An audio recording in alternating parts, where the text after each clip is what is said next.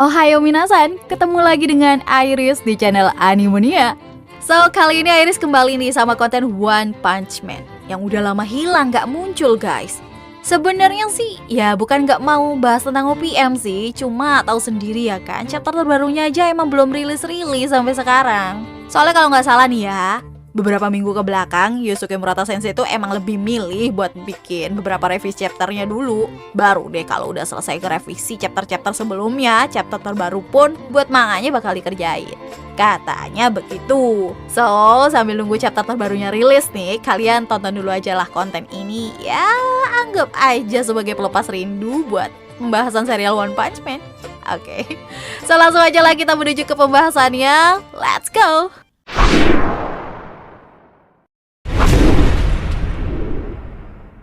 Garo, seperti yang kita tahu, adalah orang yang menganggap dirinya tuh sebagai monster.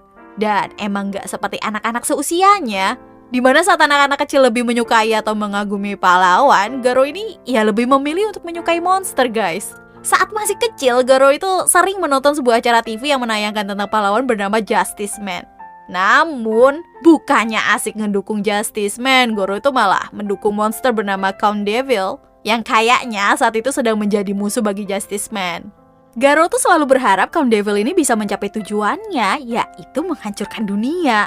Namun ya apa daya kehadiran Justice Man yang gak terkalahkan guys, ngebuat perjuangan dari para monster ini selalu gagal. Bahkan Garo aja sampai bertanya ke ayahnya, apakah Justice Man itu bisa dikalahkan atau tidak?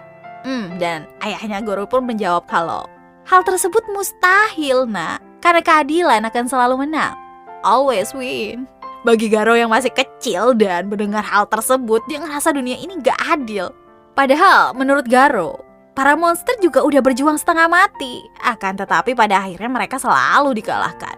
Garo yang masih kecil dan mengidolakan monster hanya karena mereka keren. Karena bagi seorang anak kecil, ya mungkin mereka belum bisa membedakan sih guys, mana yang baik dan mana yang buruk ya kan. Tapi mereka udah mengetahui kalau skenario tentang monster yang harus selalu kalah adalah sebuah ketidakadilan. Karena menurut Garo, entah siapapun termasuk monster sekalipun pastinya memiliki ambisi. Namun, mengapa harus selalu orang populer yang menang dan yang dibenci yang kalah?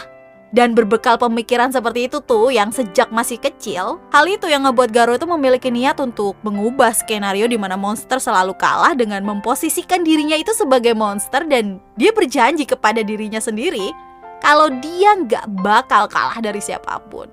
Pemikiran seperti ini tuh nggak datang secara tiba-tiba, melainkan karena Garo memiliki kisah masa lalunya sendiri, yang mana sempat diungkapkan kalau Garo itu dulunya adalah korban bullying. Garo itu ketika kecil memiliki seorang teman bernama Tachan. Dia itu adalah seorang yang cukup populer lah, anak yang cukup populer lah. Meski terlihat bermain seperti layaknya anak kecil pada umumnya, Tachan ini menjadi seorang superhero dan memanggil dirinya adalah Justice Man. Dia itu seringkali ngikutin jurus-jurus yang digunakan oleh Justice Man kepada anak lainnya. Yang mana tindakannya tersebut itu malah sangat berbahaya. Tachan itu selalu membuat seorang anak untuk bermain peran sebagai seorang monster, sedangkan dia sendiri itu sebagai seorang pahlawan. Menariknya seperti anak populer kebanyakan yang kayaknya sih kita pasti pernah lihat orang-orang seperti itu di sekolah lah ya. Tachan pastinya selalu dikelilingi oleh banyak orang. Jadi buat dia tuh mudah banget buat nyuruh seseorang untuk memainkan peran sebagai monster. Nah, suatu ketika Garo masih kecil, dia itu mencoba mengingatkan Tachan bahwa apa yang dilakukan dia kepada anak lainnya adalah sesuatu hal yang berbahaya. Tachan yang gak suka dengar omongan Garo pun mulai mengalihkan targetnya dan membuat Garo tuh harus memainkan peran sebagai monster untuk menggantikan orang sebelumnya.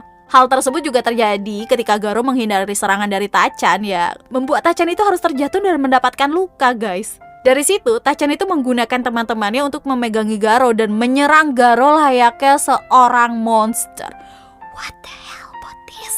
Dari situ masa-masa yang berat pun sepertinya tuh mulai dilalui oleh Garo. Meski sempat mencoba memberontak dan ngelawan kepada Tachan, namun apa daya teman-temannya itu udah terlanjur membela Tachan, sehingga nganggep apapun yang dilakukan oleh Garo adalah suatu kesalahan. Dari situlah setiap Garo ingin melawan, dia tuh pasti dipegangi oleh banyak orang dan dihajar beramai-ramai. Sayangnya meski guru udah mengetahui kejadian tersebut, bukannya mencoba mendengar penjelasan dari kedua belah pihak, namun sang guru ini langsung menuduh Garo yang terlalu berlebihan dan menganggap serius segala sesuatu hal.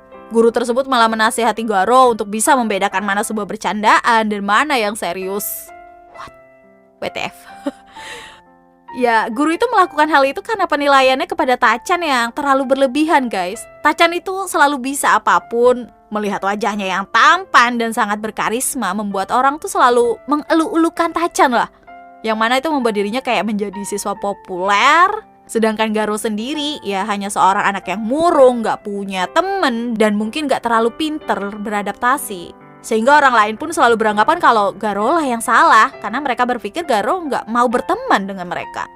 Dari kejadian tersebutlah nih, perlahan muncul perasaan untuk membenci orang yang populer. Dan lama-kelamaan perasaan tersebut itu malah ngebuat Garo menjadi pembenci pahlawan, guys. Bagi Garo, pahlawan hanyalah seorang yang populer dan selalu dikelilingi oleh banyak orang. Padahal dia hanyalah orang yang muncul di akhir pertunjukan. Sedangkan monster adalah orang yang udah berjuang bahkan dari awal pertunjukan dimulai.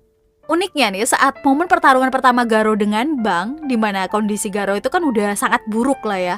Setelah melewati pertarungan tiada akhir, kayak mulai dari melawan Metal Bat yang kalau kata Yusuke Murata Sensei nih, andai aja adik perempuan dari Metal Bat gak ada, ya Garo bakal kalah oleh Metal Bat gitu. Setelah melewati pertarungan gila ngelawan Metal Bat, Garo langsung pergi mencari Watchdog. Dan di sana dia dihajar habis-habisan. Sampai dia harus bertarung agar bisa kabur, guys. Dan beruntungnya Watchdog itu nggak mengejar Garo saat dia udah meninggalkan area penjagaannya. Tapi apesnya si Garo ini harus ketemu sama Saitama. Dan harus ditendang hingga pingsan. Sampai-sampai dia tuh harus beristirahat di sebuah gubuk. Dan sayangnya Garo tuh nggak punya waktu yang cukup untuk beristirahat. Karena dia udah digeng oleh sekumpulan pahlawan mulai dari rank A hingga B, guys. Meski berhasil mengalahkan mereka, namun Garo ini mendapatkan luka yang cukup serius, guys. Setelah pertarungan panjang tersebut, Garo tuh harus berhadapan dengan Genos. Dan berakhir harus berhadapan dengan gurunya. Dimana dia pertarungan tersebut membuat Garo itu sempat mengingat kembali masa lalu yang dia benci. Masa dimana dia menjadi korban bullying, dan masa-masa dimana gak ada seorang pun yang setuju atau mendukung dirinya. Di momen tersebut, ada satu perkataan Garo yang sangat menarik nih. Dimana dia bertanya kepada dirinya sendiri tentang hal yang dulu membuat dia marah kepada Tachan. Garo berpikir apakah dia dulu hanya marah karena dia gak mau menjadi monster, atau karena dia itu gak bisa menerima orang seperti Tachan menjadi pahlawan. Pertanyaan tersebut itu kayak ngebuat kita semua bertanya-tanya. Apakah jika Garo gak bertemu dengan sosok seperti Tachan, dia akan memiliki pandangan yang berbeda tentang pahlawan? Ini nih. Karena gini, setelah melalui semua kejadian buruk tersebut, guys, Garo itu menilai tindakan pahlawan itu gak jauh berbeda dengan sebuah pembulian yang terjadi pada dirinya sendiri. Mereka tuh orang-orang yang menganggap dirinya sebagai pahlawan, gak pernah bertanya ataupun meminta persetujuan untuk menjadi pahlawan. Sehingga orang lain itu gak akan pernah mendapatkan giliran tersebut. Semua pemikiran ini nih yang berakhir membuat Garo itu mempertanyakan yang namanya kejahatan dan keadilan. Karena bagi dia, kata-kata tersebut hanya berarti bahwa aku harus mati hanya karena mayoritas orang ingin aku mati. Garo itu hanya menginginkan orang lain bisa merasakan penderitaannya. Sehingga semua orang gak langsung melihat kebaikan dan kejahatan. Karena ketika kita melihat hanya dari satu sudut pandang tersebut, maka bisa aja kita salah menilai situasi kan. Dan menutup kemungkinan untuk mendengar apa yang sebenarnya terjadi. Ya, mungkin kisah Garo ini bisa menjadi pelajaran buat kita juga, guys. Karena aku sendiri sih yakin kalau aja Garo ini bertemu dengan orang yang tepat dan mendapatkan lingkungan yang mau membantunya untuk berkembang menjadi orang yang lebih baik, ya bukan malah menghakimi dan memojokkan orang tersebut, Garo malahan bakal menjadi seorang pahlawan yang sangat kuat loh. Sayangnya kejadian yang menimpa Garo ini bisa aja atau mungkin aja sedang terjadi di sekitar kita. Karena gak semua orang bisa mendapatkan lingkungan yang sesuai dengan mereka. Sehingga mereka malah diasingkan dan gagal berkembang. Belum lagi terkadang kan orang dewasa juga gak mau mengerti. Atau bahkan sekedar mendengarkan apa yang terjadi. Sehingga sang anak itu memiliki tempat untuk didengar dan bercerita gitu. Well, ini sebuah pembelajaran sih. Oke.